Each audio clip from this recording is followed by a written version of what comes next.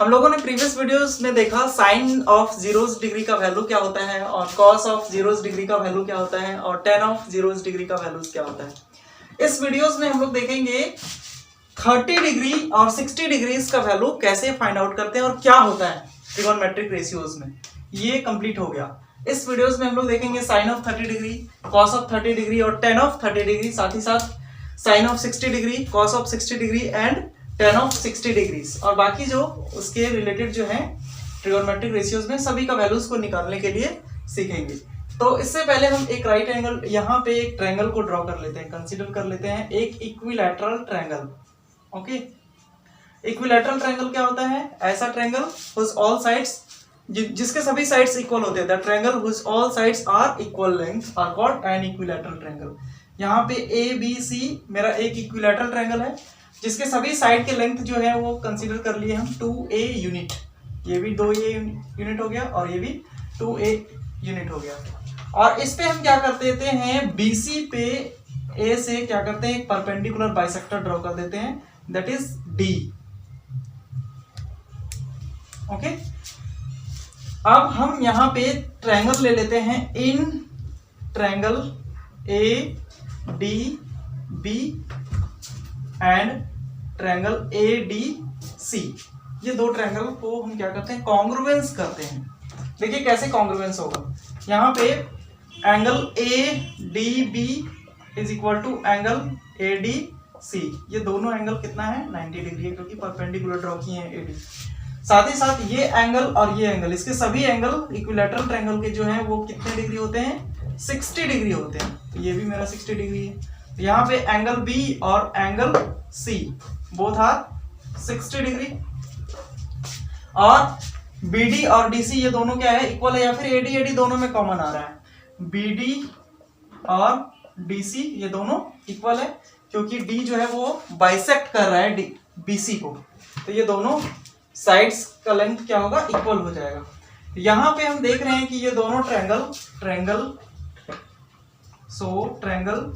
ADB जो है वो कॉन्ग्रुएंस हो गया ट्रायंगल ADC के। अब जब कॉन्ग्रुएंस हो गया इसका मतलब ये ट्रायंगल और ये ट्रायंगल, ये दोनों ट्रायंगल के कॉरस्पॉन्डिंग साइड और कॉरस्पॉन्डिंग एंगल क्या हो जाएंगे, इक्वल हो जाएंगे। मीन्स ये एंगल और ये एंगल, दोनों एंगल क्या हो जाएगा, इक्वल हो जाएगा। Angle BAD is equal to angle BAC। By CPCT rule से ये दोनों एंगल क्या हो जाएगा, इक्वल हो जाएगा। इक्वल हो जाएगा तो देखिए ये कंप्लीट मेरा कितना है, ये कंप्लीट मेरा है 60 डिग्री। तो ये एंगल कितना हो जाएगा, 30, और ये एंगल क्या हो जाएगा, 30 हो जाएगा।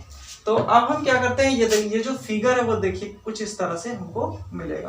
ये फिगर को जब हम लें तो हमें कुछ इस तरह से मिल गया और ये A D और B और इसका वैल्यू 2A और ये कंप्लीट BC मेरा क्या है, 2A है और ये BD और DC दोनों इक्वल हो गया। तो इसका मतलब ये हो गया मेरा A और ये मेरा है 30 डिग्री और ये मेरा 60 और यहां से ये मेरा 90 डिग्री। ओके, अब हमें इस राइट एंगल ट्रायंगल में देखा जाए तो हम AD का वैल्यू आसानी से फाइंड कर सकते हैं पाइथागोरस थ्योरम को यूज करके। AD इज इक्वल टू क्या हो जाएगा, तो under root AB square minus BD square हो जाएगा और AB का जो वैल्यू है वो कितना है, 2A स्क्वायर माइनस 1 का स्क्वायर। अब ये 2 का स्क्वायर करेंगे तो 4A स्क्वायर हो गया और इधर 1 और BD का जो वैल्यू है, मिस्टेक हो रहा है थोड़ा सा, BD का वैल्यू है A, तो ये हो गया A स्क्वायर और 4A में से A स्क्वायर को घटाएंगे तो ये हो गया 3A स्क्वायर और जब इसको हम रूट के बाहर निकालेंगे तो रूट के अंदर में 3 और बाहर में A निकल जाएगा। मीन्स AD का जो वैल्यू मिल गया अंडर रूट 3A मिल गया। अब हम एक बार इस एंगल के रिस्पेक्ट में निकाल देंगे और एक बार इस एंगल के रिस्पेक्ट में निकाल देंगे तो हमको 60 डिग्री और 30 डिग्रीज का वैल्यूज मिल जाएगा, है ना। तो यहां लिख लेते हैं 430 डिग्री के लिए, 430 डिग्रीज के लिए, 430 डिग्रीज की अगर बात करें तो हम यहाँ पे AD जो 30 डिग्री के जो एडजेसेंट साइड है, AD जो है वो क्या हो जाएगा, बेस हो जाएगा। बेस इज इक्वल टू कितना हो जाएगा, √3a, और परपेंडिकुलर क्या हो जाएगा,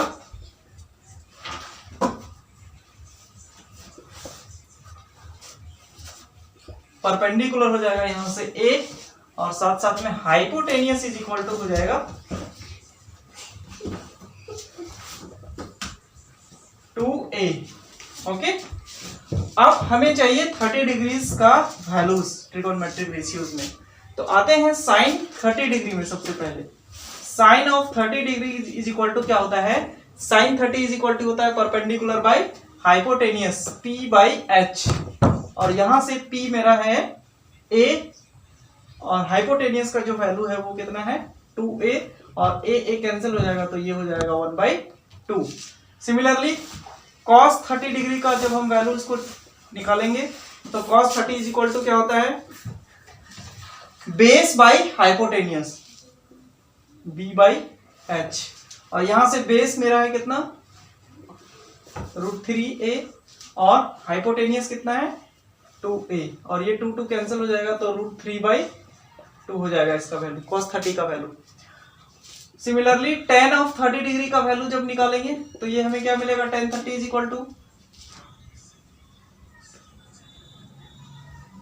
परपेंडिकुलर बाय बेस, और ये परपेंडिकुलर यहां पे मेरा कितना है a, और बेस कितना है √3a, और ये कैंसिल हो जाएगा तो 1/√3 मिल गया tan 30 का value.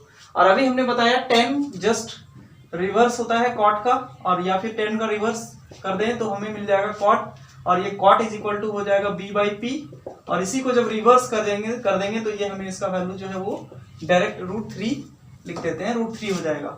Similarly sake of 30 degree जो होगा वो क्या होगा, सेक 30 इज इक्वल टू क्या हो जाएगा, सेक 30 इज इक्वल टू होता है h/b, और यहाँ पे 2/√3 मिल जाएगा जब कॉस को इंटरचेंज कर देंगे, और साइन का इंटरचेंज करेंगे तो हमें कॉसिक मिलेगा, और कॉसिक 30 डिग्री जो है उसका वैल्यू हो जाएगा h/p, और ये हो जाएगा 2 के इक्वल मेरा। ये हो गया 30 डिग्रीज का वैल्यू। अब हम लोग देखेंगे 60 डिग्री का वैल्यू कैसे निकाला जाता है। तो हम इसी को हम क्या करते हैं, इस एंगल के रिस्पेक्ट में, इस यहीं पे 460 डिग्री, 60 डिग्री के लिए क्या होगा, देखिए 60 डिग्री के लिए ये परपेंडिकुलर हो जाएगा, यहां चेंज हो जाएगा, परपेंडिकुलर जो है वो चेंज हो जाएगा। परपेंडिकुलर कौन सा हो जाएगा मेरा AD, और ये हो जाएगा √3a हो जाएगा परपेंडिकुलर, और बेस क्या हो जाएगा, बेस हो जाएगा मेरा BD, और हाइपोटेनियस जो है वो क्या हो जाएगा 2a, दोनों में।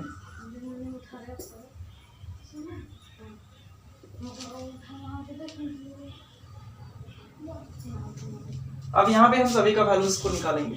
किसका वैल्यू, साइन 60 डिग्री क्या होगा, sine 60 degree is equal to होता है, साइन 60 डिग्री होता है p/h परपेंडिकुलर बाय हाइपोटेनियस, और यहां से परपेंडिकुलर मेरा कितना है, तो ये है a, और हाइपोटेनियस कितना है, हाइपोटेनियस 2a है, तो ये कैंसिल हो जाएगा, तो सॉरी मिस्टेक हो रहा है,